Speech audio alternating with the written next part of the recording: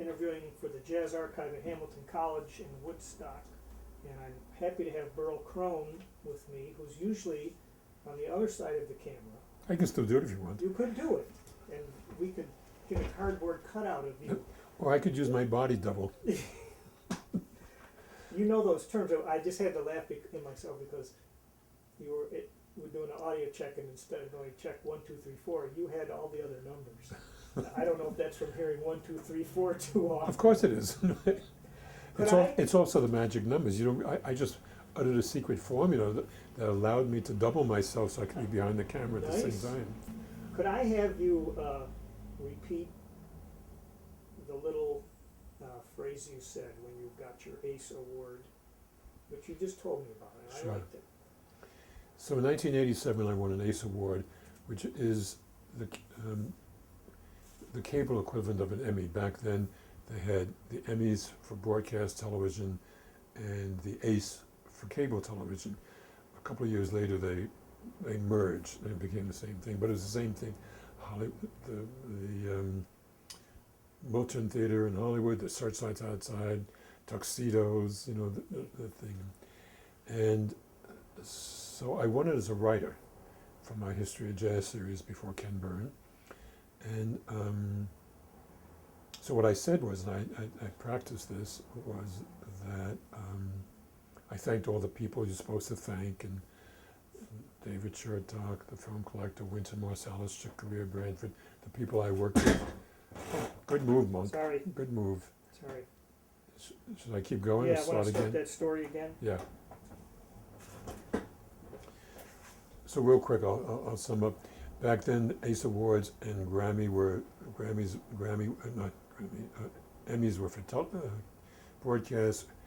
ACE was for cable television. A couple of years later, they merged them. Same type of ceremony, broadcast on HBO, Searchlights, Tuxedos, crowded theater, everything. And I won it as a writer. And I was very nervous, and I rehearsed an acceptance speech, and I got up in front of the crowd. And first thing I said, this is the wrong side of a camera for a writer to be on. But then I said, I thanked all the people, David Chertok, the film collector, Branford Marsalis, Wynton Marsalis, Chick Corea, the people I work with. And then I said, and I want to thank jazz itself, born in the USA 100 years ago, and reborn every time someone takes a solo. Nicely said. And deeply felt. Yeah. And you're a player yourself. Of sorts. I actually haven't really introduced you on film quite yet.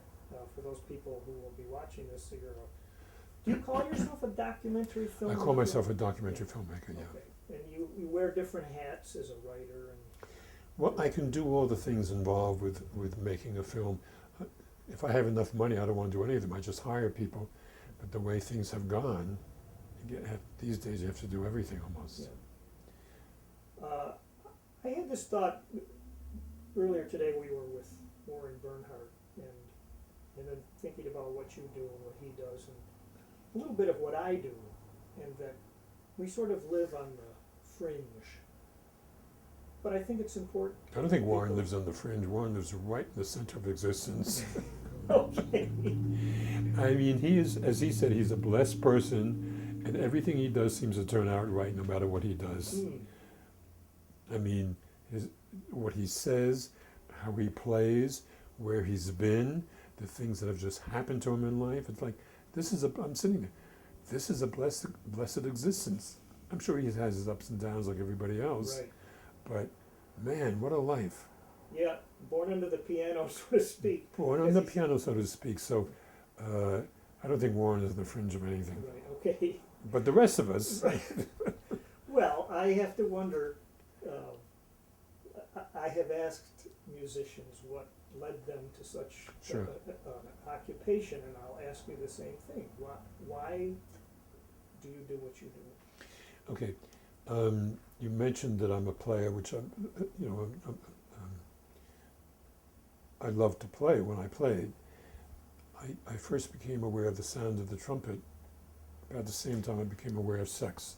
It was like just about the same thing. It was Harry James, and I just, oh my God. And I used to dream daydream about someone would give me a trumpet and I'd be able to pick it up and play it. And it didn't turn out like that. But I went to college and the guy down the hall had a trumpet, and I just listened and practiced. When he left, he gave me a mouthpiece and an R-band book, which is the classical book for studying. And I basically taught myself to play. I turned my fingering out of watching the chart on the R-band book. Anyway, but I always loved music, and I realized after a while that I wasn't that good. I could play, but I wasn't that good. But the love of music never went away. And I would listen to jazz, and I would go hear jazz, and there was something, as Warren said, this is what touched it. Jazz touched my heart. And I listened to classical music, I listened to music, but it was jazz that touched my heart. So I actually began life after a couple of false starts in different areas as a writer. And I used to write educational materials. And gradually, as the medium for educational materials switched from print to multimedia, I started learning different multimedia forms, including film strips and slideshows. And then when the first Portapak video cameras came out in the early 70s, I picked up one of the first Portapaks, and I want to do this. And somewhere along the line, I got the dream of, I want to make documentaries, and I want to make documentaries about music, about jazz. And it was just, call it a vision, call it something inside. I wanted to do this. And I didn't know anything about filmmaking. But was there a model for you, things to look at? No, I mean, the more I started doing it, the more I looked at other people's work. So I'll just finish. So I happened to know someone at what was then called ABC Video Enterprises, which was the forerunner of Arts and Entertainment Network. And I went to him, I think I contacted David Chertok, the film collector. I saw an article about him in the New York Times, and I went to him. I said, David, let's do a History of Jazz series together. I mean, very bold. I never made a film. Oh no, I take it back. So I went to this guy, and I said, I want to do a History of Jazz series. I had contacted David, and I even gave him, which was silly, a deposit to, like an advance against some of the work, so he wouldn't work with anybody else. They would do this with me. And then I went to A&E, this guy I knew, and I said, let's do a History of Jazz series. And he went to his bosses, and at this time it was very interesting. A&E during the day broadcast women's programming, beauty shows, health shows, and at night they did cultural programming. So their bosses came back to him and said, how about doing a Women in Jazz series? And I knew a lot about jazz, but I didn't really know about women in jazz, but I thought, I'll find out. So I said, okay, I'll do that. And that led to the first thing I did, which was a series on women in jazz narrated by Marion McPartland for the instrumental side and Carmen McRae for the vocal side. And that played for a long time. And I didn't know what I was doing. I learned as I went along. Remember Billy Rigo? He came into Joe Williams' shoot, yeah. And Billy was, I should show the clip of Wynton Marsalis. He was directing that shoot. And I remember saying, Billy, what's time code? I didn't even know what time code was when I started. But somehow I bluffed my way through and they came out okay. And I wrote them and I produced them and I directed them and blah, blah, blah. So I just had this vision of this is what I wanted to do, and I learned as I went along. How did it feel the first time you saw the scroll with your name on that? It felt great. Warren was talking about his parents, and my parents were not quite the same way. I remember I went down to where my parents were living at the time, and I put on this VH tape, and I played the show. My parents my father liked classical music. He hated the jazz. He hated my playing the trumpet jazz. And when it was a half-hour show, I showed him, and then the scrolls came up, written, produced, and directed by Burl Crone. And I was in my 40s then, and he said, very nice, too bad it took you so long to do it. A knife into my heart. Oh, But I was thrilled. After that, the first time you see your name on television, it's a big thrill. After that, it just Yeah. becomes routine. Nowadays, we talked about jazz education, we could take the same conversation about film education. Do people need to go to film school? Just, You know, these days, because people are so computer literate and so many programs have made it easy to do anything, I think kids come out of grade school or out of secondary school, if they have any interest in video at all, they can do digital editing, they've shot on cameras. I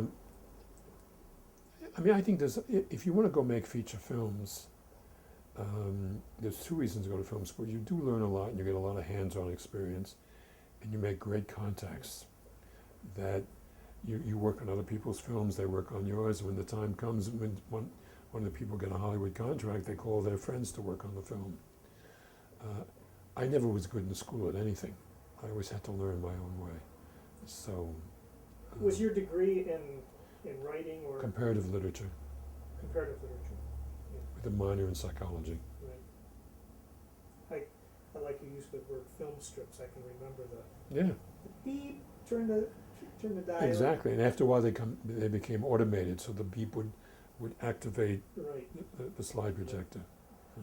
Not to get too off the track, but it's amazing how much technology has changed in a brief 50 years. Astounding. I mean, we were talking about looking up things on YouTube, but just Google. I mean, if you want to do any research, you have to go to the library and go through stacks, and now you just Google something and all this information comes up. I mean, that alone is an astounding revolution. Mhm. I mean, I used to have reference Encyclopedia Britannicas in this book and dictionaries, and my desk was surrounded by that. Now I'm surrounded by hard drives and computers. Is it? What do you think of that? Oh, I think 90% I think good and 10% I think bad, because the sense of scholarship is lost. I used to teach jazz history up at RPI, and I realized people can find things so easily, and they take what they find on YouTube or on the net, the first thing that comes up as their primary source, and they don't dig any deeper. I mean, you must run into that at Hamilton. Mm-hmm.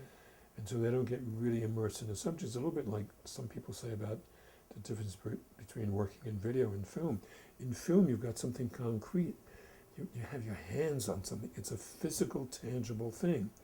Looking up stuff in a library, reading books, it's a physical.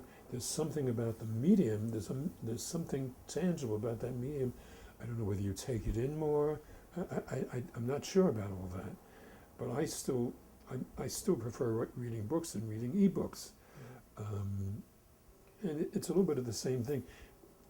I love the ease of a computer. I can do things, edit on a computer with a little $1,500, $1,700, $1,800 laptop that I was spending in a program that now costs about $300 or $400, that I was spending $300 or $400 an hour to edit on back in the 80s.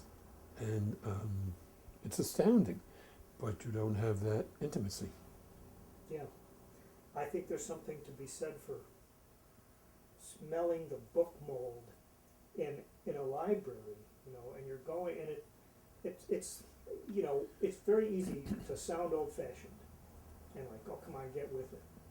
But the effort you have to make to go somewhere and do the research, and to me, there's value to it. Well, it's a little bit like, I remember going to, I don't gamble and I'm not interested in casinos, but I went to see a magician I knew play at Atlantic City at a casino, I forget which one. And it's a 24-hour environment. They have trees and they have waterfalls and things like that.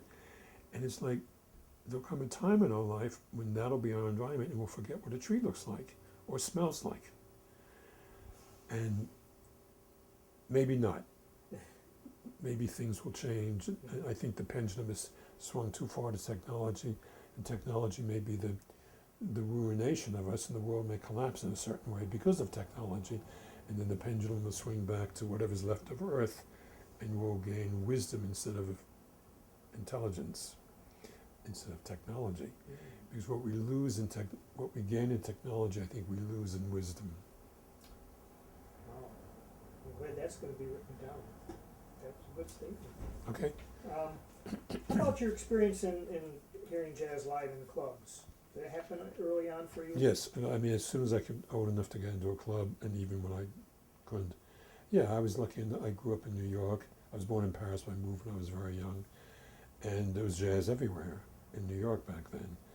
And my early tastes were more to swing, and the first people I listened to were the big bands and Harry James. And I remember finding an early recording of Harry James where he played a great recording. He played in a small group, sort of, I wouldn't call it Chicago style jazz. He was unbelievable in the small group stuff. I remember going to 52nd Street and hearing Wilbur and Sidney DeParis. You know who they are. Mm-hmm.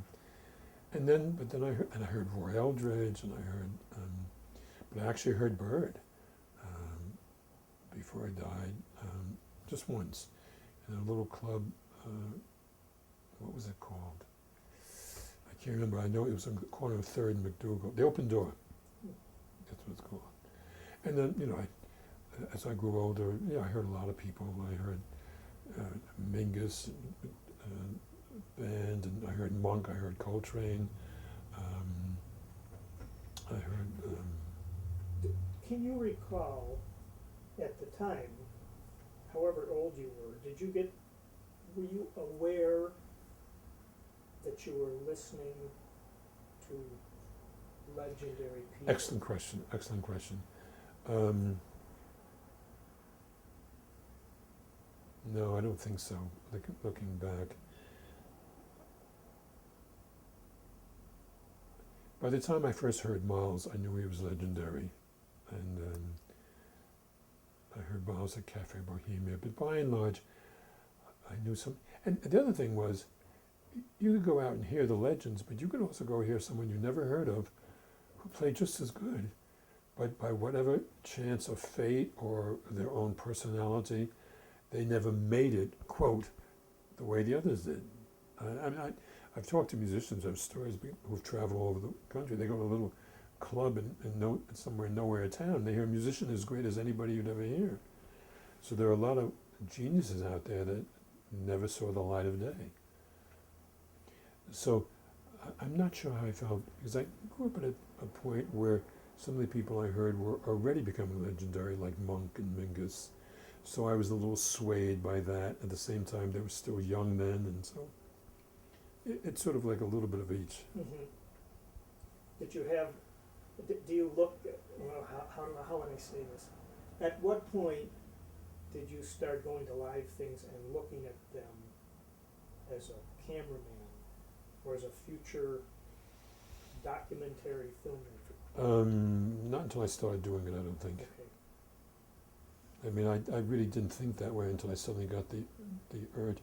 I did a film in 1981, had nothing to do with jazz. It was called Anne Frank in Maine. It was a friend of mine was teaching the Holocaust at a little school with Gentile children in Maine, and he brought in the Holocaust as a curriculum, and I thought that was just brilliant.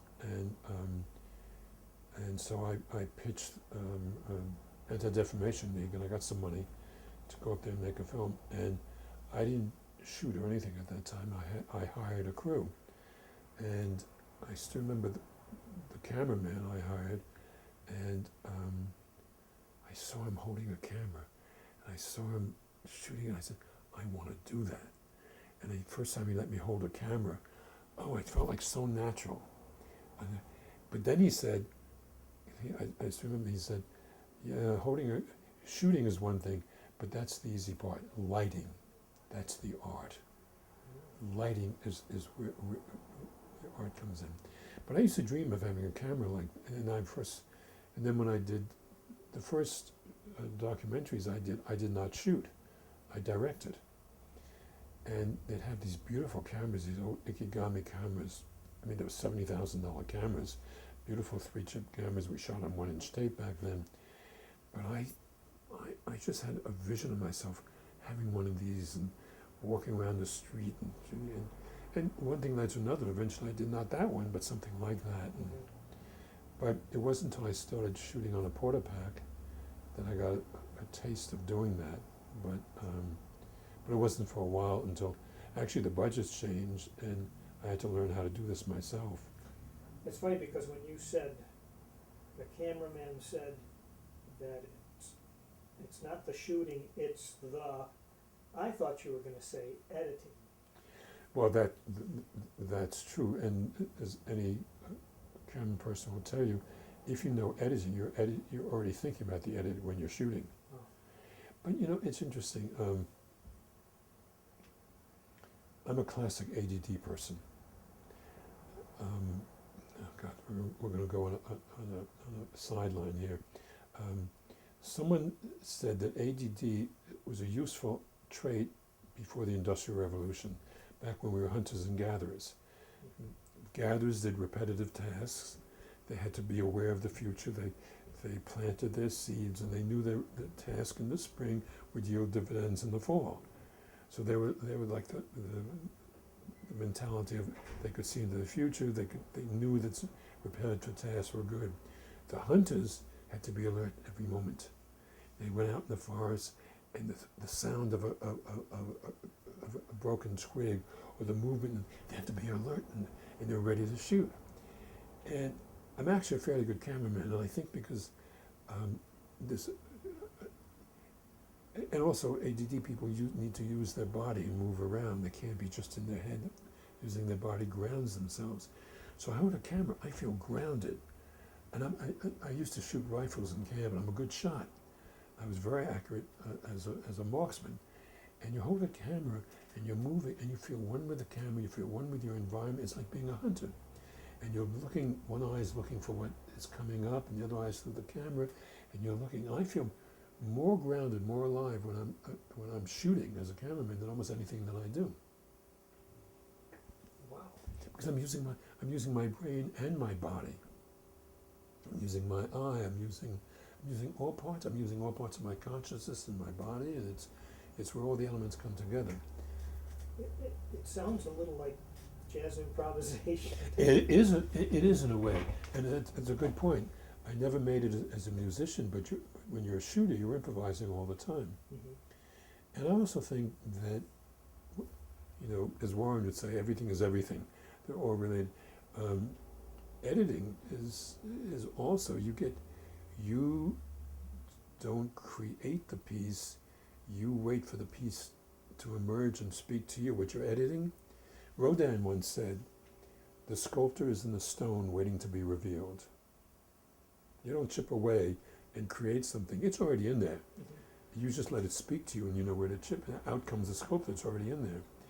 And when I edit,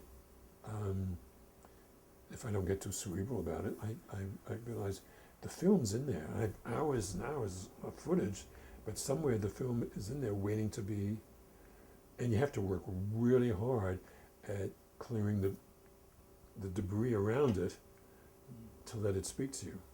And you're going to have many small, long paths too. You have to have a lot of patience. I have to be editing something now, and I can't do it in a part-time thing. I have to clear away my life. I have to make sure there's enough money that I don't have to go out. Because once you plunge into editing, it's like writers talk about writing a book. They just plunge into writing a book. And Joyce Carol Oates once said, you don't water the plants, you don't dust your house, you don't use the vacuum, you just write. Wow. Do you have to have a script to start a film? Not at all. Au contraire. Oh. Well, there are two types of documentaries. I take that back. The History of Jazz series I did, we did have scripts. It was almost like the classical way of doing a documentary. You put index cards, and one color card is for the footage, and the other colored card is for narration. And what we did before that, so much was based on the archival film clips we had, that the narration I wrote was simply as a way to tying together the clips. Like the clips with the gems in the tiara and the ding, fourth floor, ladies' lingerie. The narration was a tiara to hold the jewels in. So in that case, you basically followed the narration in the editing, but I don't like to do a narration. I like the film to create. In that case, no, there is no script, and then you try to reorder. The script emerges out of the video clips. They become a sequence in which the story is told.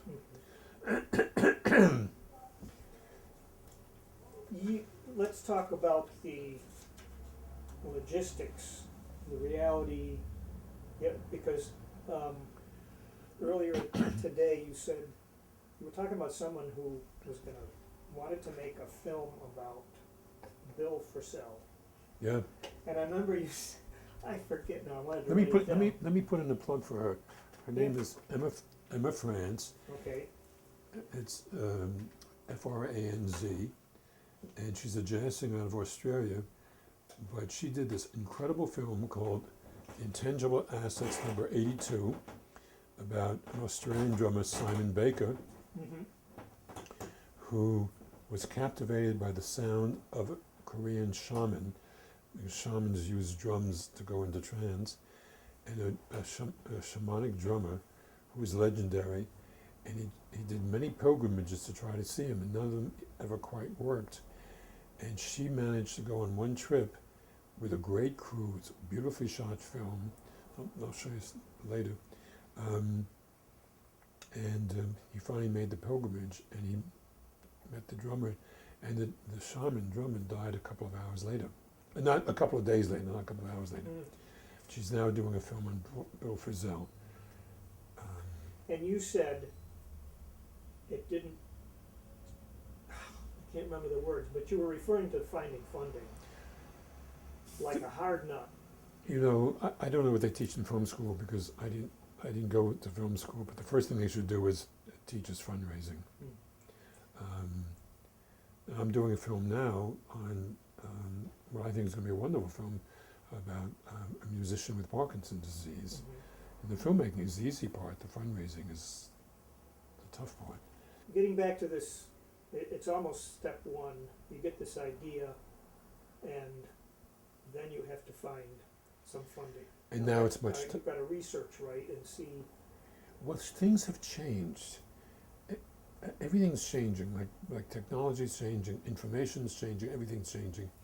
When I first started doing films, first of all, budgets were bigger because the price of entry was much more expensive. You're shooting on a camera that costs about $3,000, if my memory serves me. I was shooting on cameras that cost $70,000. Editing was $300 or $400 an hour, while you could edit offline for $50 or $70 an hour. But you have to go back to 1980s prices, which was double that today. And now you can edit on a laptop, so everything's changing. Secondly, so therefore, but you could find sponsors. When I started doing the Women in Jazz, I went to A&E, and A&E paid for stuff. They paid for me. They ended up owning the footage, but I got paid for what I did. When I got the idea to do I didn't get the idea. Leslie Gorse got the idea. But for those who are watching, I did a film on Joe Williams, documentary Joe Williams, that Monk was very involved in, and it actually came to me. But that was paid for by Hamilton College. But now, and when I did the History of Jazz series, I went to Japan. I spent a week in Japan negotiating a contract with what was then, because the Japanese back then, they had money, and they were great jazz lovers, and they couldn't wait to do something about jazz. It was a big contract. It was a $500,000 contract to do a 10-episode series on the history of jazz. And David Chertok had set that up, actually. And I spent a week in Japan with an attorney, sitting around a conference table with the Japanese. Just that was funny in itself, because they gave us had a translator there, and they would say something in Japanese, and he'd translate, and then we talk among ourselves, and then come up with our answer, and he would translate back Japanese. After a couple of days, we realized they knew English as good as we did, but they were listening to what we were saying. But anyway, today there isn't. It's not so like everything else is changing, and there's like even Occupy Wall Street and Arab Spring and all that, that's breaking down the hierarchy, and everything's going more vertical. We turn to each other. Kickstarter, you know about Kickstarter? Yeah. Well, Kickstarter, you look at all the stuff that's being funded on Kickstarter, that's people turning to each other for money. And I'm doing this film, I need a lot more than what I raised, but I raised $11,000 on Kickstarter that helped me do a critical recording session with Sangeeta, and the musician with Parkinson's, playing with able-bodied musicians I used to play with. Very critical part of the film. But I'm struggling now. I go to people, I ask people for money. I've gotten shameless. I mean, what I really want is to have a producer come in and handle this part for me. Yeah. But that's hard to find, especially on a film like this that'll probably not make a lot of money, if it even makes its own money back. Yeah. So I have to go ask everyone for money, and do you need a tax write-off? It's like Warren was saying about that next step up of being a band leader. Exactly. He never wanted to do it. Exactly. It was smart. You know, I find I'm happier working with other people, and okay, bro, you do this part and we'll do that part, rather than where I have to do everything myself. Yeah. And I'm, hey, look at me, I'm not young anymore, and it gets hard.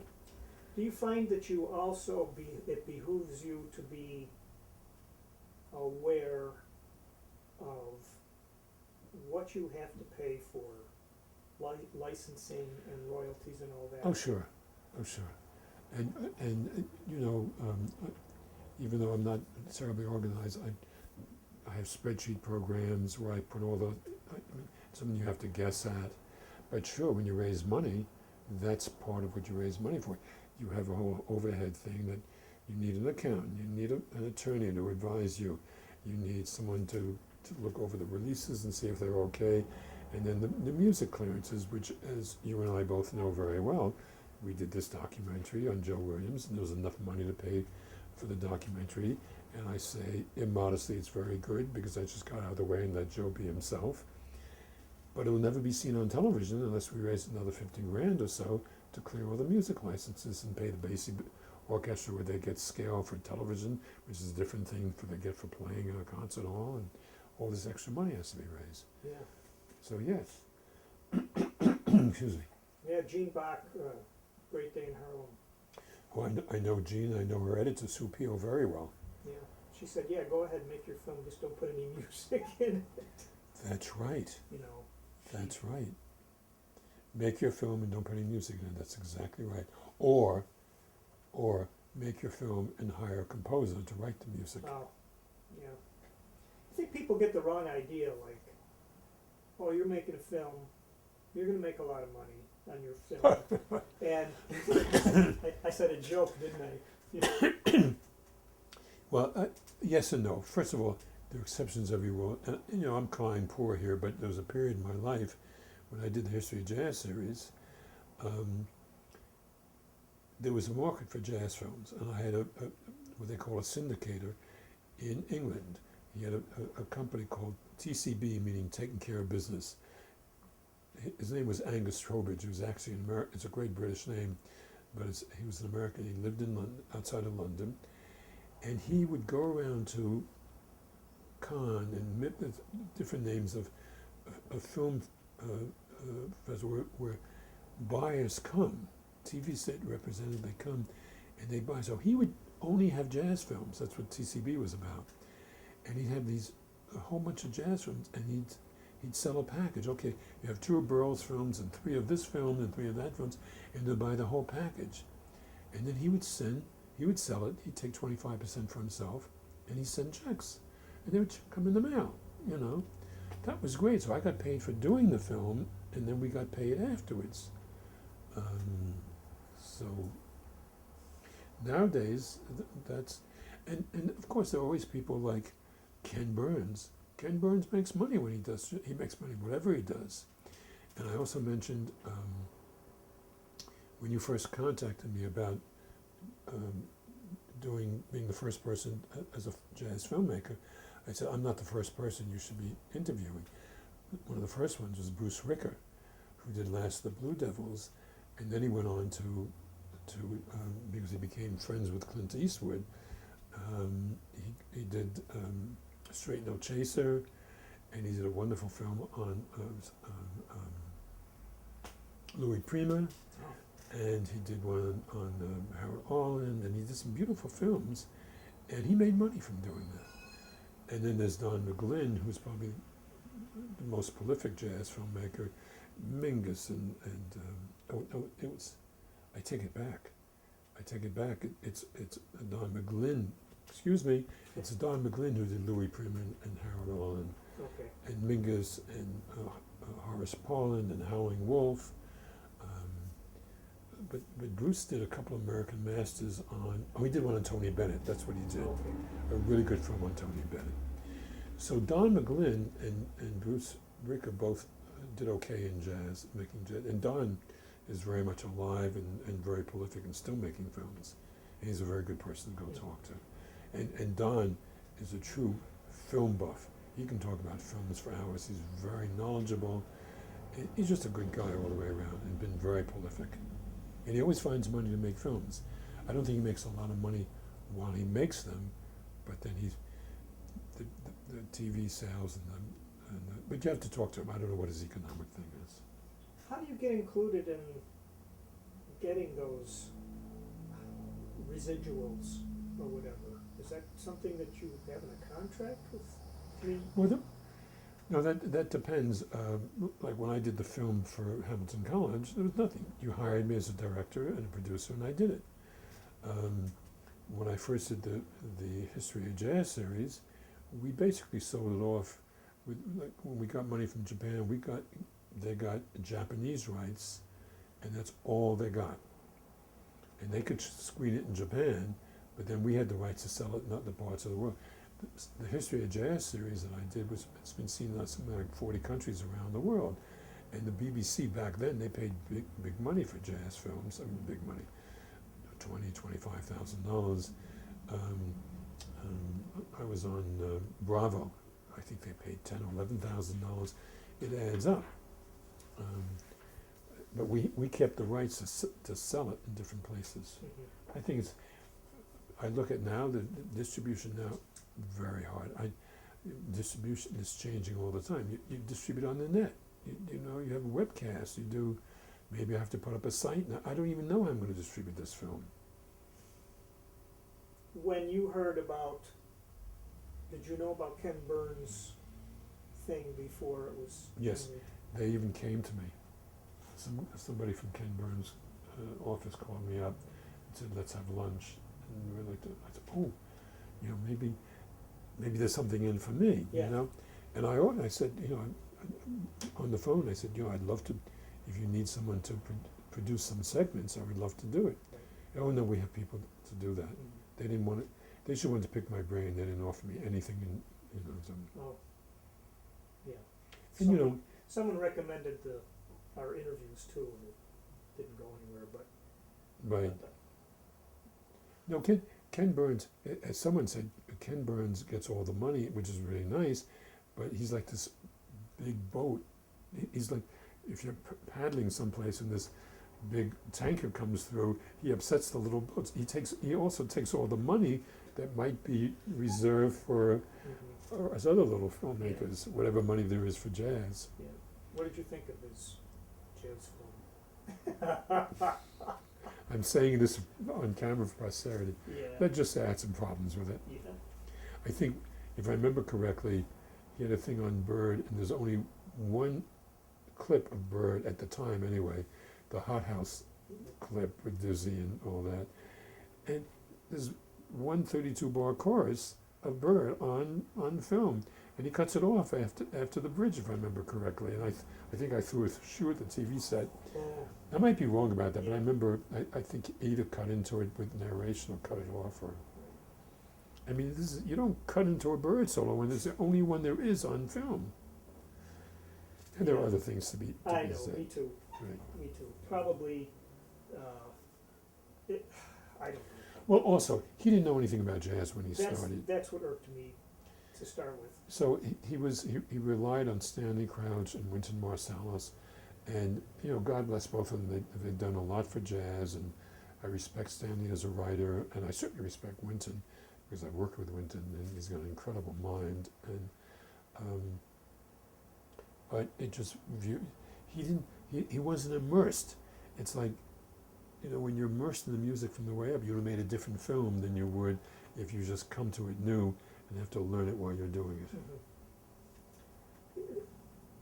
In that film and in other places, when I read about jazz, I sometimes object to the idea that changes in music, jazz especially, are often because of social issues. To me, they leave out the thing about people just experiment because they can and because it feels good to do something new. Or Evan Christopher, who's a clarinetist we had at the college, had this interesting theory about wide vibrato with the early New Orleans clarinetists, and it had to do with playing with out-of-tune pianos. You know, that kind of practical. Wait a minute. There's vibrato and there's vibrato. You had vibrato with the clarinetist, and then you had Sidney Bechet, Yeah. who brought vibrato to a whole other level. Yes. He made vibrato an art form. Right. He surely did. I'm not sure I agree with that. I think that. Do you ever read a book called?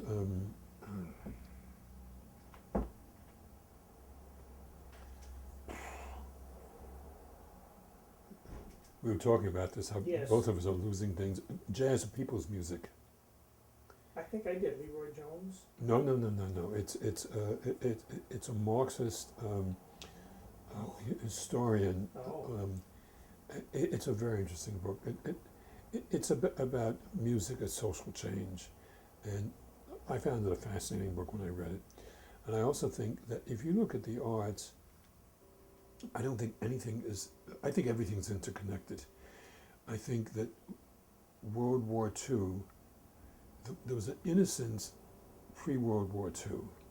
And then World War II came with the advent of the bomb, and the sense of all of us being for the first time that we could face extinction. That gave rise to a different form of literature, the existentialist writings, and I think music changed also. There's another thing. Here's I really believe this. If you look at Bird and Dizzy, who were just phenomenal technicians. Now these are musicians who might have tried out for symphony orchestras, but would have wanted to try out for symphony orchestras, but they never would get a chance. So whether it was conscious or unconscious, they developed their chops to an unbelievable degree. And then they have these cutting sessions, and they take tempos at 320 or something like that, and they say, okay, white boy, come in and try to, you think you're so good, you symphony players? Try to play this. So whether that's a conscious force or unconscious force, or take what happened in World War I, when the 369th Regiment Band, James Reese Ure's marching band, came, and they went to Europe, and they played in France, and they swung, and the French people responded, partially because French was a colonial power, and they had a sense of African music in their DNA almost, let alone within their culture. So they saw black musicians as a carrier of a tradition from Africa, whereas America looked at black musicians as, well, what was jazz? You know, this was like a sexual act. It was like lowbrow music. It was, it doesn't qualify as music, and all the rants against jazz will deprave you, make your children depraved and all that stuff. But in jazz, in France, they recognize this music as an offshoot of African music. And so all the French musicians, the black musicians, women threw themselves at them. People bought them drinks. A lot of them stayed after the war was over in Paris and in France in general, in Europe, and they invited their friends to come over.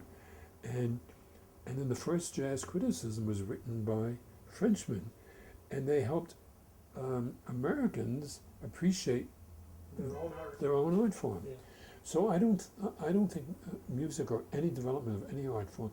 There are people on the vanguard who are ahead of the curve, like Bird was, or Coltrane, and some of that spiritual. I think they're in touch with the spiritual. you listen to a lot of musicians, and writers say this too, and painters, some of them, they say, it's not me that's doing the playing. This is something that passes through me.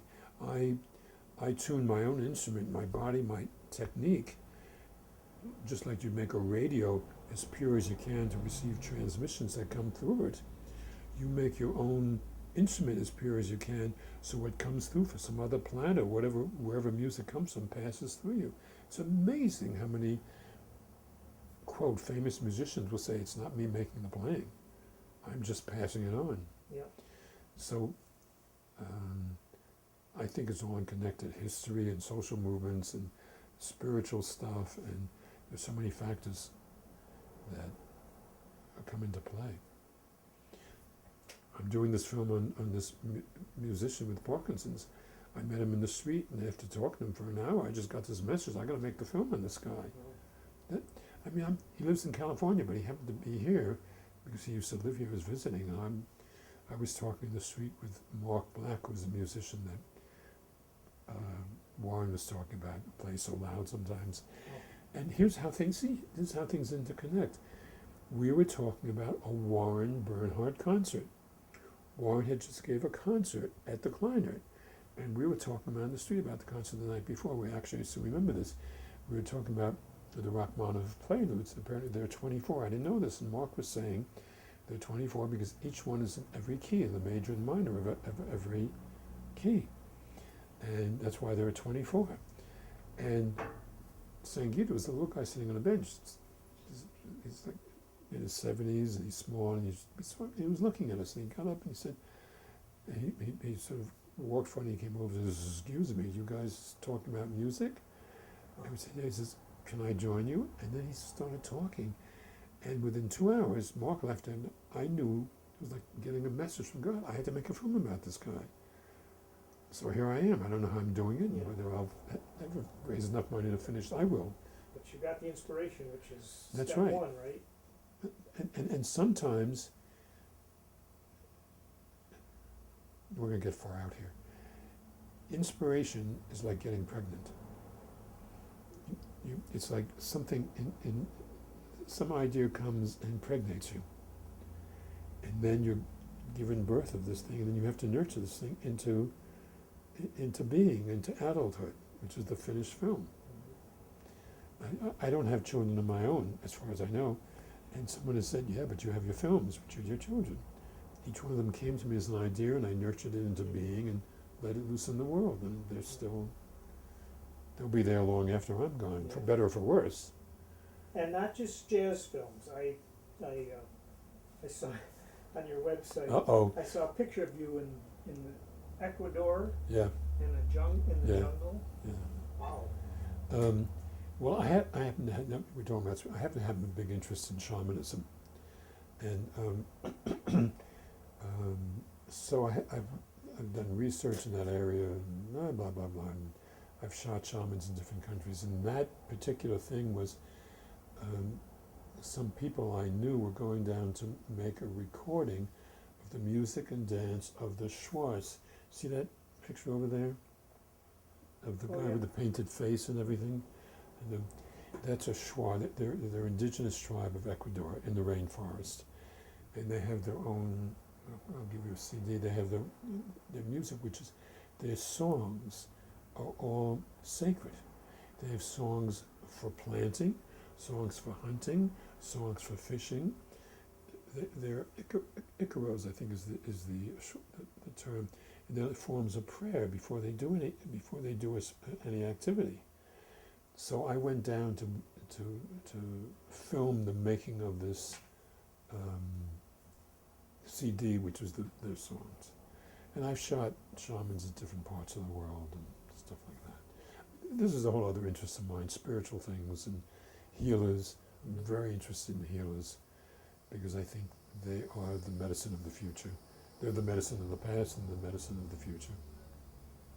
I mean, even pharmaceutical companies go to the rainforest to rob the plants and patent the compounds and release them as this great medication. Yeah.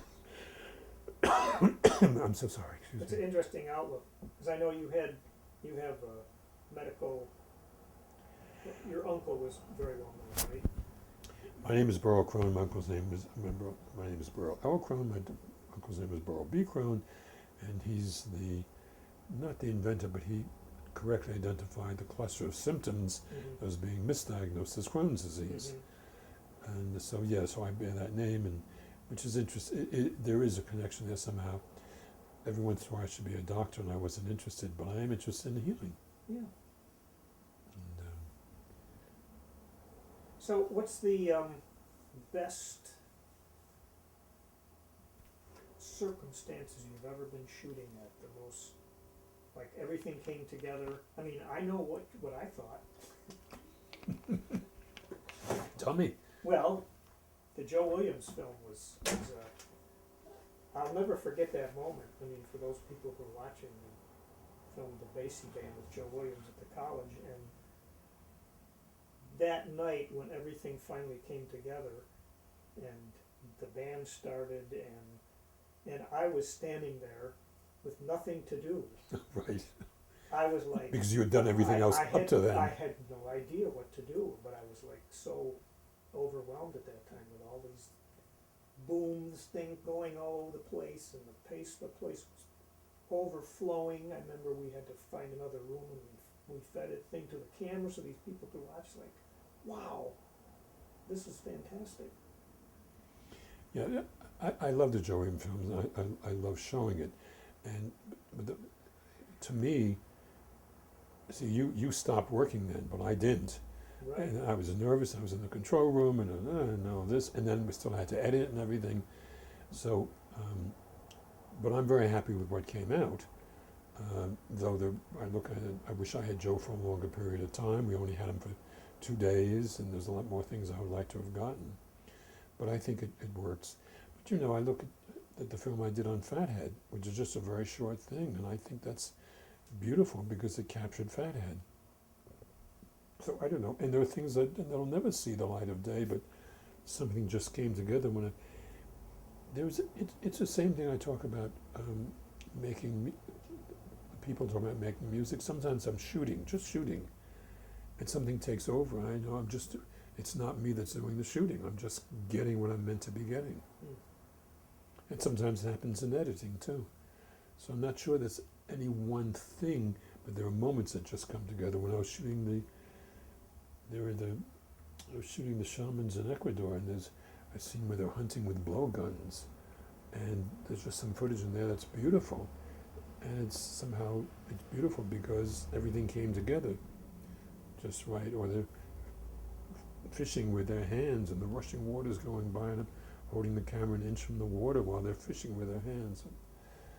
So I think just you get into the moment sometimes, and whether it all makes it into a finished film or not, Mm-hmm. I don't know.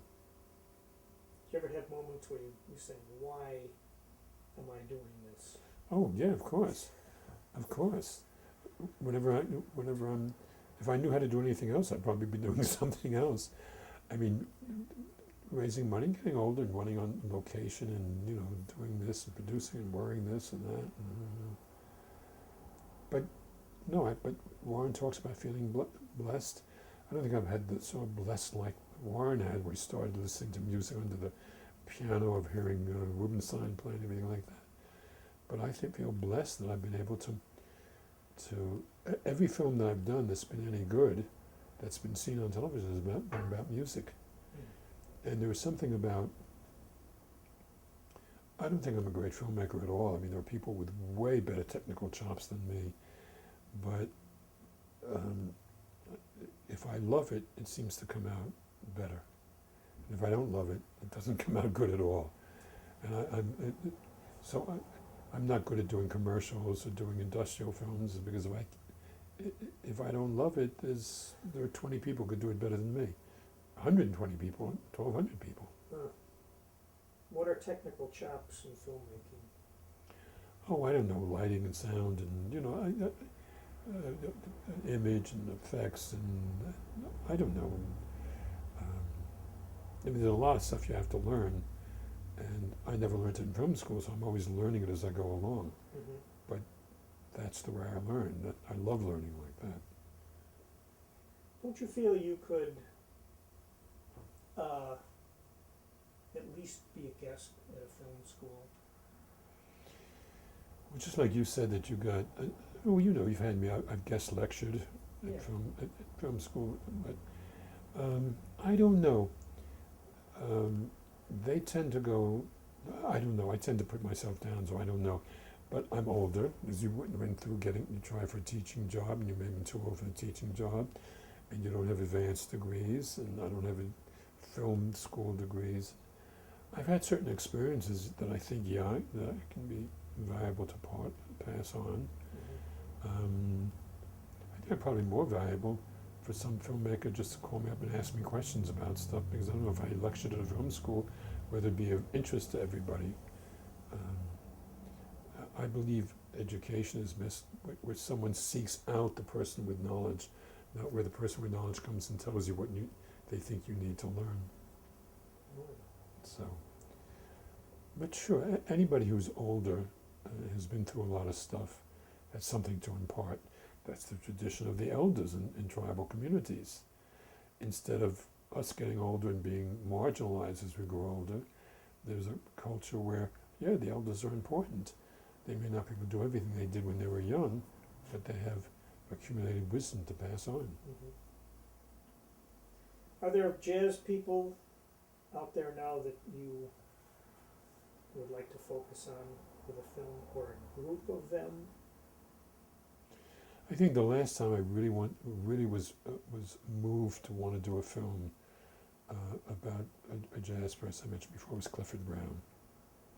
And that was 20 years ago that I really wanted to do that film. Mhm. Because I love Clifford's playing.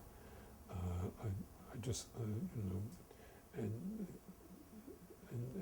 who he was as a man, he ran sort of counter to the prevailing jazz of the 50s, which was people who were debauched, and they did heroin, and you see people playing, and they're nodding off while they're playing, and he was a mathematician, he was a chess player, he was a clean liver, he was a beautiful, sweet soul, and he died not of an overdose, but not, there's a history of trumpet players dying young.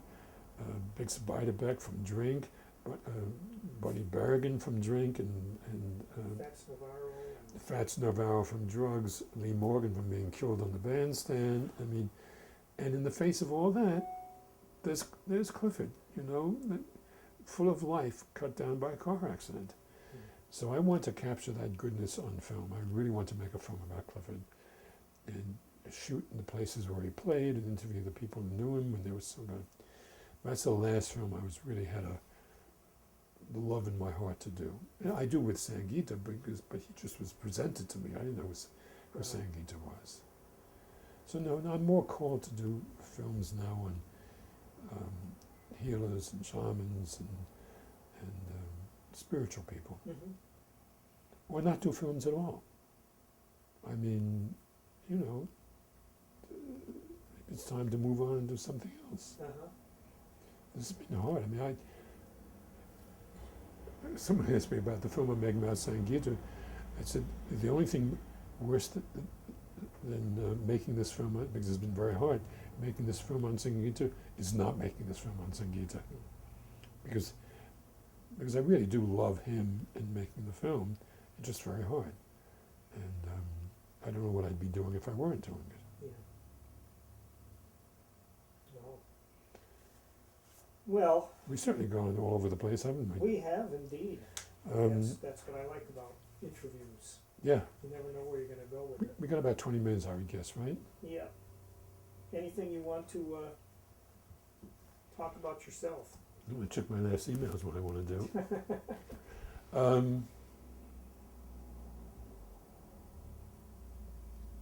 What are your favorite? You have favorite films? Like The Godfather, or Oh, those kind of films.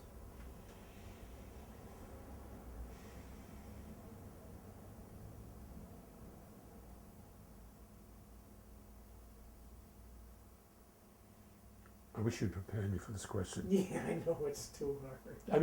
It's too hard to come up with all at once, because if I say one film, I'll forget another film. Right.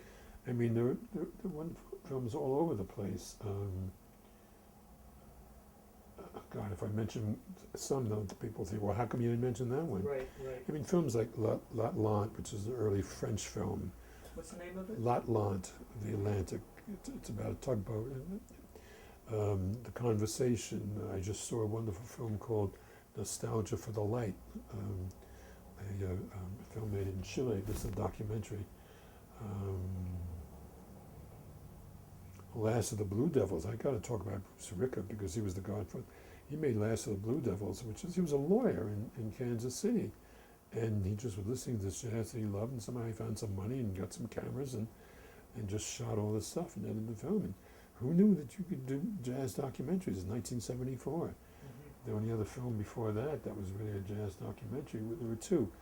There was or jazz films. There was Bert Stern, who was a fashion photographer shooting the Newport Jazz Festival, and there was Jean Milly, I don't know how to pronounce his name, who shot. You ever see the Jean Milly films about shooting Lester Young and the dancers and what's it called? Oh yeah. He's playing in the smoke and the Yeah, dancers and Sweets Edison is and in Sweets it. Edison. I can't remember the name of it. He was a fashion photographer also. Jean Milly, he's Hungarian. I can't pronounce the name. See, we can't remember the name. The Conversation is a great film. Whatever Happened to Gilbert Grape. Oh yeah. Okay.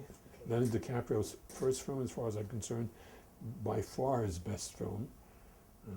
And I'm going to not remember. Robert Altman's Jazz 34, which is the outtakes of Kansas City. Oh. You know, because in Kansas City there's the jazz scene there, but he shot. There's something called Jazz Kansas City 34, and it's a 70-minute film, and it starts early in the day.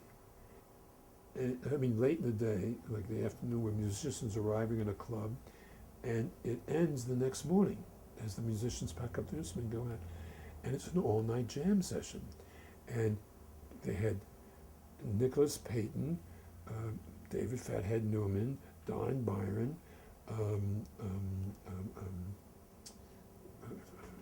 Cyrus Chestnut. Cyrus Chestnut, but also the woman, a piano player, Jerry Allen, playing Mary Lou Retton. Each one of them, they didn't come out and say they were these people, but they were modeled on these people. And it was Kansas City the way it used to be, coming back to life. And incredible music. And one thing segued into another thing. There was no talk in them. I think Harry Belafonte had a little voiceover thing. It's an incredible film. I mean, it's not a documentary, but it recreated, it could almost been like a documentary. And the minute you walk out here, I'm going to say, why didn't I mention this, mention that? Well, that was a question I should have prepared you for. What do you listen to these days as far as jazz? You know, I listen to Pandora. I don't go out of my I got too much to do, and I'm going out of my way to sit down and listen to but I have it on. Sometimes Pandora. I have it tuned to Clifford Brown, and also to bebop stuff comes up. Yeah. I just got another car with a great stereo system, and listening to records. I'll tell you two records that just kill me. A little known album by Carl Burgich, done in the early 90s. It's a semi-big band with Enrico Rava and all sorts of people. Ingrid Sasso singing, called No Man is an Island. I could listen to that forever. It's an incredible recording. And then I also have Howard Johnson's Gravity. Do you know the Gravity Band? Yeah. That band was 40 years in the making. He kept on trying to put it together, and I think he released that in the mid-90s also. It's a great album, unbelievable solos. So that's a two piece of them. Let's see, what else? I've got a wonderful CD, Mingus Plays Mingus. It's Mingus playing the piano. Yeah. Do you know that CD? I love that CD. And this is like something else. What do I listen to? The minute you walk out of here, I'll tell you everything else I listen to. Do you think it gets harder and harder to innovate in the world of jazz? That's a good question. Winton talks about that. Keith Jarrett's talked about that. But I still,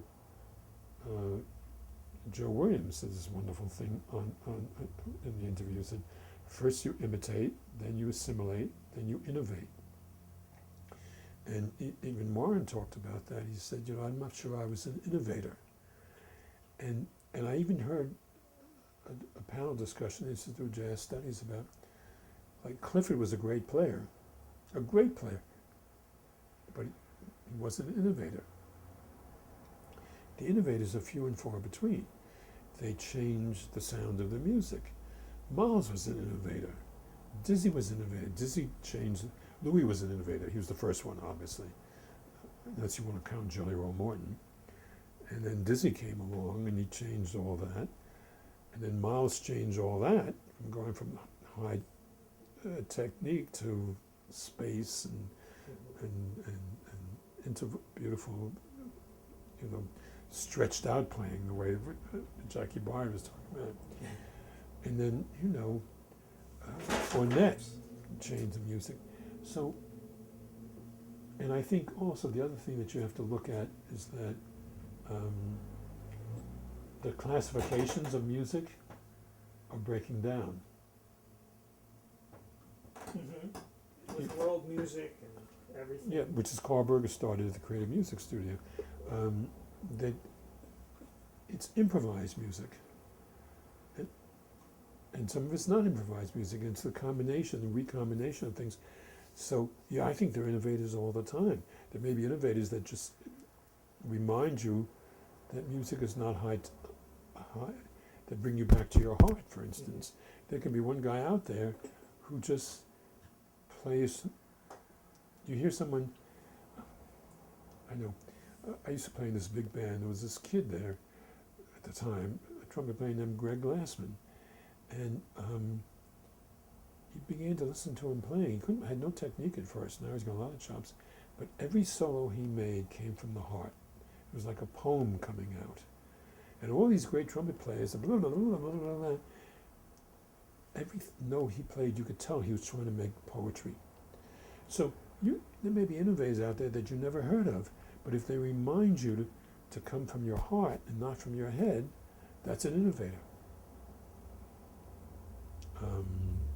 And yes, there'll be innovators. Hey, the first person who came out with electronics in music, like Jay Clayton, uses voice doublers and changes the voice, and she had this pure voice, and she started. So there are ways to innovate music. I don't know where I don't see clear demarcation. Some people do something for the first time, and people pick up on it. It becomes part of the vocabulary. Right. It's like coining a word that no one heard before. After a while, it becomes part of the vocabulary. Well, you and I have been able to be in the presence of some very classy people. I thank God for that. That's and right. I do too. I just that's been the greatest part of this experience for me is, being next to people who make you feel better and make your work better and everything else. How much time do we have? Not too much. I'll tell you an incredible dream I had once, and this it makes it on camera or not. I once dreamt, it was about a while back, that I was on this other plane of existence. And it was like a plane, it was just white everywhere. In the middle of this white was a piano.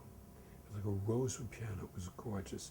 And an old ancient scroll that, like these scrolls that turn up from the piano.